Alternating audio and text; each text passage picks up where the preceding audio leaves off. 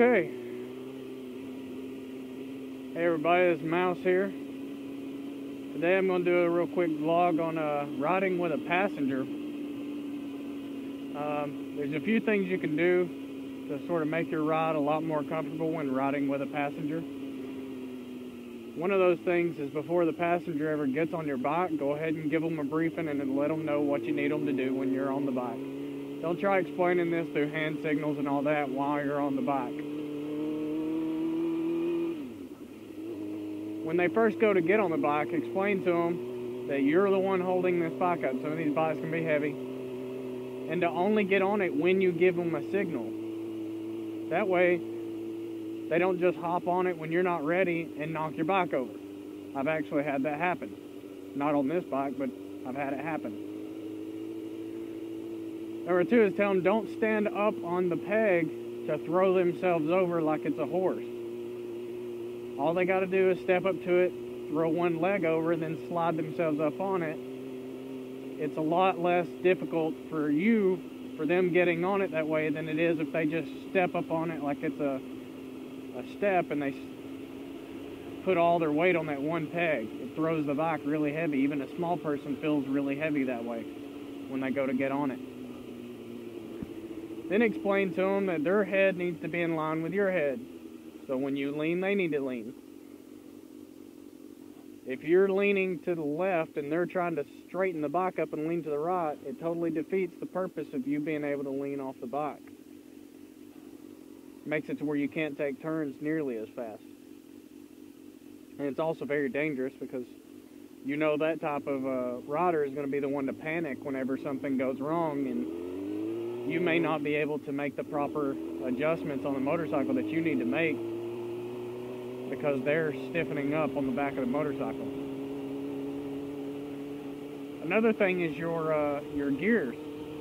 When you go up and down in gears, you got to do it a lot more smooth when you have a rider with you, when you have a passenger, because if you don't, they'll be headbutting you. And if you have a passenger that headbutts you all the time, part of that is your fault for the way that you're changing gears. You should be able to change the gears a lot more smoothly. However, that passenger does need to back up a little bit and should not be all over you. Which brings me to our next point. Your passenger should not be all over you. I've seen people, and I've had passengers ride where they're literally leaned on you the whole time, gripping you and having their arms around you, leaned all over you. That's not a good way to ride.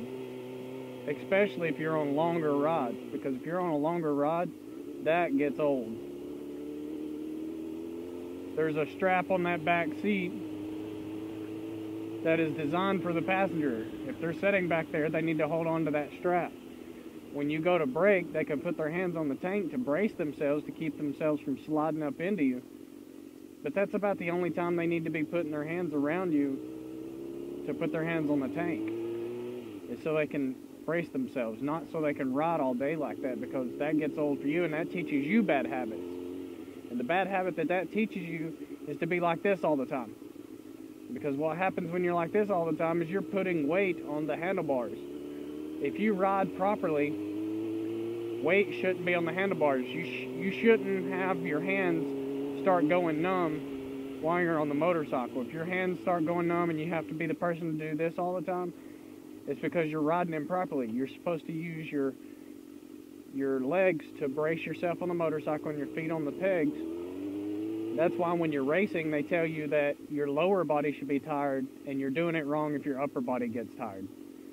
Because your lower body should be doing all the work, none of your upper body. These handlebars are to steer the bike. They're not there for another means of support. That's not what they're there for. That's also very bad if you were to start speed wobbling, because it's basically like you fighting it because you've got yourself braced up on it. Okay? Another thing for the passenger, I was talking about going smoothly through the gears. The braking also, like I see this red light coming up, I would go ahead and start letting off now. Anytime possible, brake as smoothly as possible for your passenger so they don't slide up on you all the time. Because even if they're trying to hold on to that strap, if you're braking hard all the time, they'll end up in the seat with you too. and you just want to kind of slowly come to a stop like so. That's the best way to ride with a passenger. Also, with a passenger is not the time to show out. It's not the time to do wheelies and all that. So don't expect to go knee dragging and all that with a passenger, because you've got somebody else's life in your hands. It's not really a good time to be acting all crazy.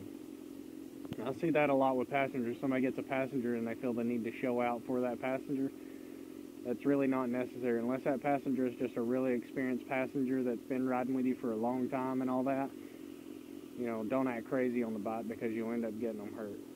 Dadgummit, I just got cycled for that red light. But alright, there's my my advice for carrying a passenger with you.